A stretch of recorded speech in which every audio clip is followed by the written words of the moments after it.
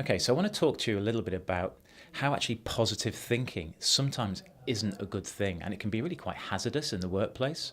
And what I mean by this is we've got to believe that actually and understand that actually our brain processes things differently in many environments, and actually being optimistic and being pessimistic has value.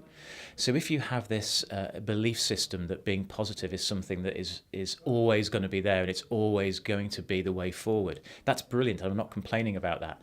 But actually, when serious challenges, issues or problems occur, you can't just apply positivity to it, because actually your brain is always looking for survival points. And it's a reality to say that sometimes we're going to be in pain or we're going to suffer or something's not going to work out. And we can't put this layer of positivity over it because actually it's not great. And we have to, as human beings, accept and understand that emotions are part of that. And once we recognize that things aren't particularly great, and that we are in pain, we can actually live within that sphere and that circle, that frame, if you like, of pain, and we can get over it more easily and more accessibly. And so what I want to talk about is more positive psychology, which is three steps really, which is understanding that things might be disappointing, or we might fail at something, or something might hurt us, and that's okay. But the next thing is, point two is really, well, what's next? So asking really interesting questions and being curious about, okay, I've got through the grieving state, if you like, and I need to move forward a little bit. So what are the next stages for me to grow and develop?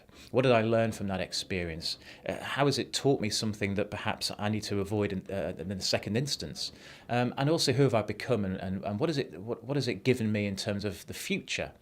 And I think the third step for that is then taking action. And positive psychology is all about that, really, which is taking the pain, the failure, if you like, and understanding it, asking relevant questions moving forward, and then taking action on that sort of action plan, if you like, and creating a strategy that moves you further away from where you were. And that's really important when it comes to positive psychology and not positive sort of thinking, because thinking doesn't take you anywhere. It just is what it is.